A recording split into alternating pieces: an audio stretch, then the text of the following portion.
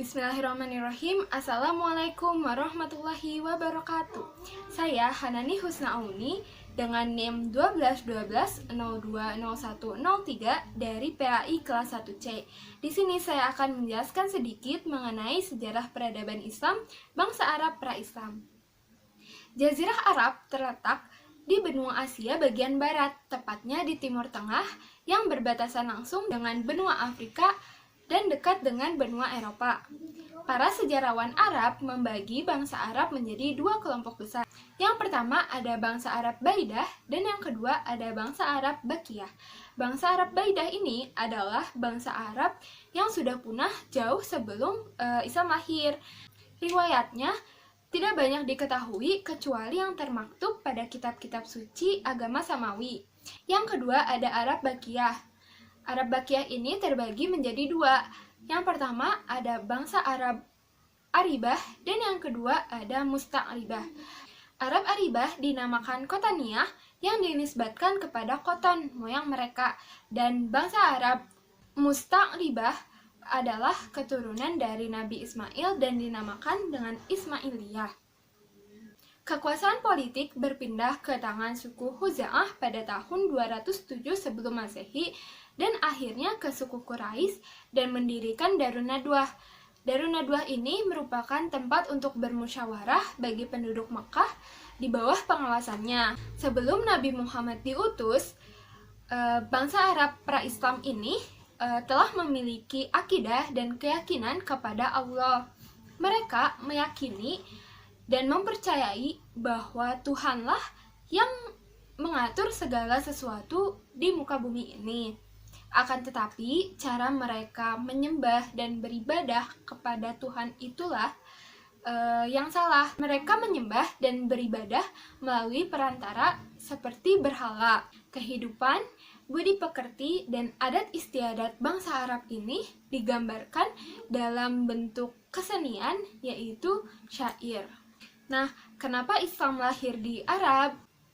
Semenanjung Arab saat itu masih dalam kondisi damai dan terhindar dari segala kekacauan yang terjadi di bangsa-bangsa sekitar. Dengan kondisi sosial yang masih murni inilah, masyarakat Arab masih terjaga dalam fitrahnya. Persoalan mereka terperangkap dalam kejahiliahan. Itu hanya karena belum ada pelita ilahi yang menuntun mereka ke jalan yang lurus. Oleh karena itu, Nabi Muhammad diutus di tengah-tengah mereka dengan membawa ajaran Islam sebagai penerang yang nantinya akan menuntun moral masyarakat Arab saat itu. Selanjutnya, saya akan menjelaskan sedikit mengenai materi yang kedua, ialah peradaban Islam pada masa Nabi Muhammad, periode Mekah dan periode Madinah. Yang pertama ada periode Mekah. Dakwah yang pertama kali dilakukan oleh Rasulullah ialah dakwah secara sembunyi-sembunyi. Hal ini bukan tanpa alasan, melainkan memandang kekejaman bangsa Arab kafir Quraisy yang saat itu kejamnya sangat luar biasa. Rasulullah dan kaum muslimin lainnya berkumpul di rumah Arqam bin Abil Arqam untuk mengerjakan urusan agama. Sejak saat itu, kafir Quraisy menyatakan permusuhan kepadanya.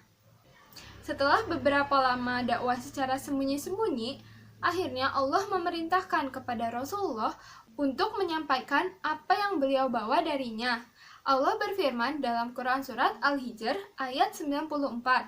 Setelah umat Islam, Bani Hashim dan Bani Muthalib terbebas dari segala pemboikotan dan pengasingan, selang beberapa bulan kemudian, dua pelindung Rasulullah wafat, yaitu Siti Khadijah dan Abu Thalib. Sayangnya, Abu Thalib meninggal dalam keadaan musyrik dan Siti Khadijah wafat pada usianya ke-65 tahun.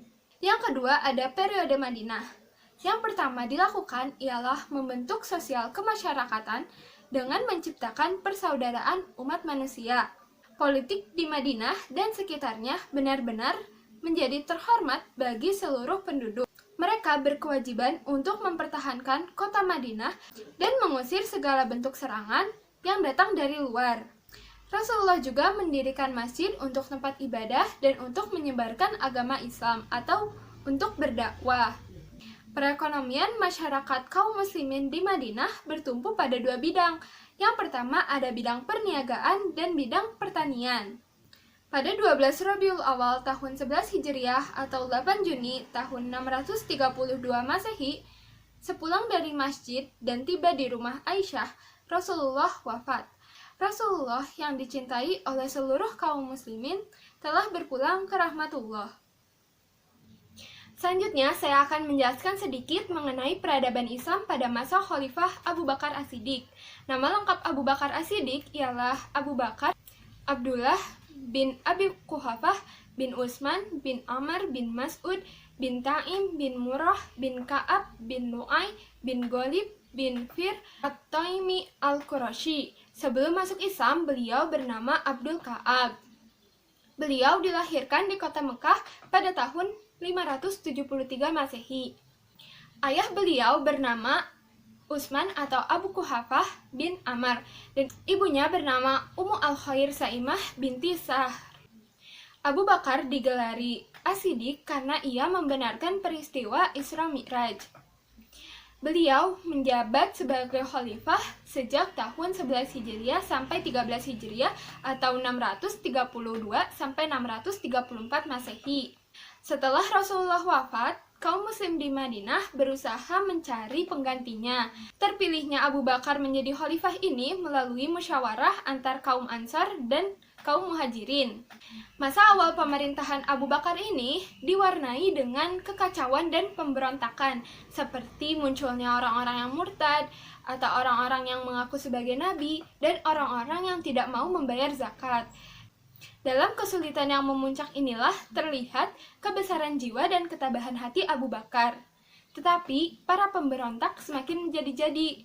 Akhirnya, Abu Bakar dengan tegas menyatakan bahwa ia akan memerangi siapapun yang menyeleweng dari kebenaran kecuali mereka kembali kepada kebenaran, meskipun beliau harus gugur dalam memperjuangkan kemuliaan agama Allah. Mereka mengira bahwa Abu Bakar merupakan pemimpin yang lemah, sehingga mereka mampu berbuat kekacauan. Di samping dari kekacauan tersebut, ada pula kemajuan pada masa Khalifah Abu Bakar As-Siddiq. Yang pertama ialah perbaikan sosial. Yang dilakukan oleh Abu Bakar As-Siddiq ialah usaha untuk menciptakan kestabilan di wilayah Islam.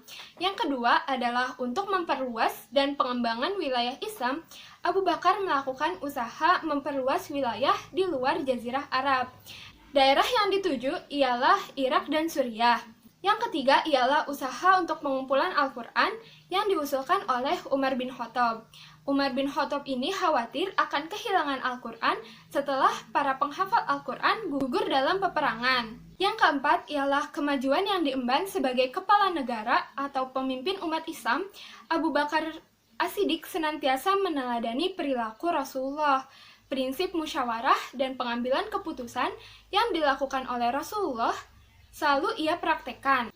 Yang kelima, Abu Bakar membentuk lembaga Baitul Mal. Ini semacam kas negara atau lembaga keuangan yang ditujukan untuk memajukan kesejahteraan umum. Abu Bakar wafat pada 8 Jumadil Akhir 13 Hijriah atau 23 Agustus 634 Masehi di usianya sekitar 63 tahun. Beliau wafat dalam keadaan sakit. Beliau menjadi khalifah selama 2 tahun, 3 bulan, 10 hari. Selanjutnya, peradaban Islam pada masa Khalifah Umar bin Khattab. Nama lengkap Umar bin Khattab adalah Abu Al-Hafas Umar ibn Al-Khattab bin Nufail bin Abdul Al-Uzza bin Rabah bin Abdillah bin Qurt bin Ramzah bin Adi bin Ka'ab bin Lu'ay Al-Adawi. Beliau dilahirkan di kota Mekah sekitar 13 tahun setelah kelahiran Nabi Muhammad. Pada masa kecilnya, Umar bin Khattab ini menjadi pengembala ternak keluarganya dan pencari kayu api. Ketika Nabi Muhammad mengembangkan Islam di kota Mekah, Umar bin Khattab termasuk penentangnya yang keras.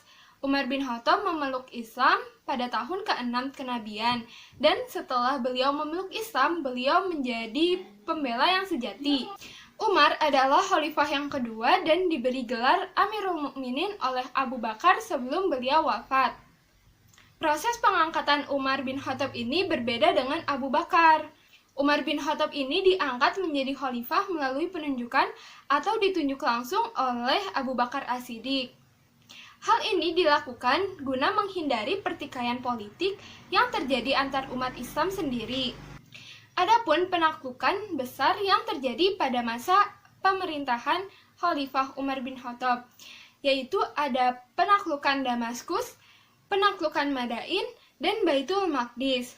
Penaklukan-penaklukan daerah yang luas dan dilakukan secara cepat ini telah menimbulkan persoalan-persoalan baru yang kompleks. Daerah-daerah taklukan seperti Suriah, Irak, Iran, Mesir, dan Palestina sebelumnya telah memiliki kebudayaan dan peradaban yang tinggi. Daerah-daerah ini merupakan wilayah peradaban Romawi dan Persia. Dengan demikian, peradaban Persia dan Romawi ini masuk mempengaruhi peradaban Islam yang baru tumbuh. Masalah-masalah kemajuan, bentuk, dan sistem pemerintahan diadopsi dan diadaptasikan oleh Khalifah Umar bin Khattab dalam sistem pemerintahannya. Di tiap-tiap daerah ditempatkan gubernur-gubernur sebagai wakil khalifah yang berkedudukan di Madinah. Menjelang subuh 26 Zulhijjah tahun 23 Hijriah atau 644 Masehi, seperti biasa Umar bin Khattab sudah berada di Masjid Nabawi untuk melaksanakan sholat subuh berjamaah. Saat sedang mengimami sholat subuh, tiba-tiba seseorang bernama Abu Lulu'ah menikam Umar bin Khattab dari belakang menggunakan pisau belati yang keluar dari jubahnya. Umar bin Khattab kemudian dibawa ke rumahnya dan diobati lukanya. Namun, pada Ahad 27 Zulhijjah tahun 23 Hijriah, Umar bin Khattab wafat. Selanjutnya, peradaban Islam pada masa Khalifah Utsman bin Affan. Utsman bin Affan ini adalah khalifah yang ketiga setelah Abu Bakar As-Siddiq dan Umar bin Khattab. Nama lengkapnya adalah Utsman bin Affan bin Abil bin Ash bin Umayyah bin Abdul Al-Syam bin Abdul Manaf. Beliau dilahirkan di kota Mekah pada tahun ke-6 tahun Gajah atau 576 Masehi. Ibunya bernama Arwa binti Kuriz bin Rabi'ah dan ayahnya bernama Affan bin Abi Al-Ash bin Umayyah bin Abdul Syam. Beliau masuk Islam atas ajakan Abu Bakar As-Siddiq dan termasuk golongan As-Sabiqunal Awalun atau golongan orang yang pertama masuk Islam.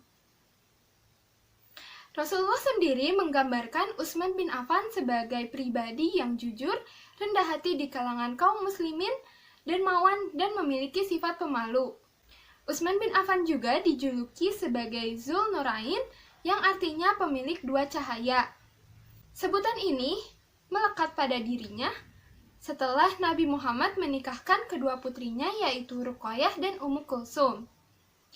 Utsman bin Affan sebagai pribadi yang memiliki perasaan halus dan memiliki kepekaan sosial, maka ia selalu tampil ke depan untuk menutupi segala kesulitan yang dihadapi kaum muslimin dengan harta yang ia miliki. Sepeninggal Umar bin Khattab, Dewan Syura mulai bersidang untuk menentukan pengganti Umar bin Khattab. Sidang berjalan alot sehingga berlangsung selama 3 hari.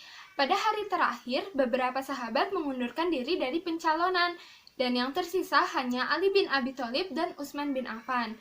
Lalu terpilihlah Utsman bin Affan sebagai khalifah karena pertimbangan usia, yang saat itu usia Utsman bin Affan hampir 70 tahun. Pemerintahan Utsman bin Affan ini membawa kemajuan yang sangat luar biasa, misalnya dalam mengatur administrasi negara, dalam bidang hukum, dan sistem militer. Tetapi ada pula konflik yang terjadi pada masa pemerintahan Khalifah Utsman, yaitu nepotisme dan pemberontakan. Para pencatat sejarah membagi masa pemerintahan Khalifah Utsman bin Affan ini menjadi 2 periode. Yang pertama ialah 6 tahun pertama adalah masa pemerintahan yang baik dan 6 tahun terakhir adalah masa pemerintahan yang buruk. Pada akhir pemerintahan Utsman bin Affan ini terjadi banyak konflik, yaitu tuduhan nepotisme dan tuduhan pemborosan uang negara. Fitnah yang terus melanda Utsman bin Affan ini memicu terjadinya pengepungan di rumah Utsman. Pengepungan berlanjut sampai pagi hari Jumat yang bertepatan pada 12 Zulhijjah 35 Hijriah. Dan pada hari itu pula Utsman bin Affan dibunuh oleh segerombol pemberontak yang tadi mengepung. Beliau wafat pada 12 Zulhijjah. Yang terakhir, peradaban Islam pada masa Khalifah Ali bin Abi Thalib. Ali bin Abi Thalib lahir pada hari Jumat 13 Rajab di kota Mekah sekitar tahun 600 Masehi. Ia lahir dari pasangan Abu Thalib bin Abdul Muthalib dan Fatimah binti Asad. Ali bin Abi Thalib masuk Islam di usianya yang ke-10 tahun. Ia merupakan orang ketiga yang memeluk Islam dan yang pertama dari golongan anak-anak. Ali tumbuh menjadi pemuda yang cerdas, pemberani, tegas, juga lembut hati, dan sangat pemurah. Kecerdasannya sangat menonjol baik di bidang paham Al-Quran dan Sunnah. Setelah hijrah ke Madinah, Ali bekerja sebagai petani. 2 tahun setelah hijrah, Ali menikah dengan Fatimah Az-Zahra, putri kesayangan Rasulullah, dan mempunyai anak bernama Hasan dan Hussein. Setelah Utsman bin Affan wafat, banyak pemberontak yang mulai menguasai Madinah. Beberapa pemberontak mendesak Ali agar bersedia diangkat menjadi khalifah, tetapi Ali menolaknya karena kondisi saat itu sangat kacau dan mengkhawatirkan, sehingga Ali masih ragu-ragu dalam mengambil keputusan. Namun, pada 24 Juni 656 Masehi atau 35 Hijriah, Ali bersedia dibaiat menjadi khalifah di usianya yang ke-58 tahun.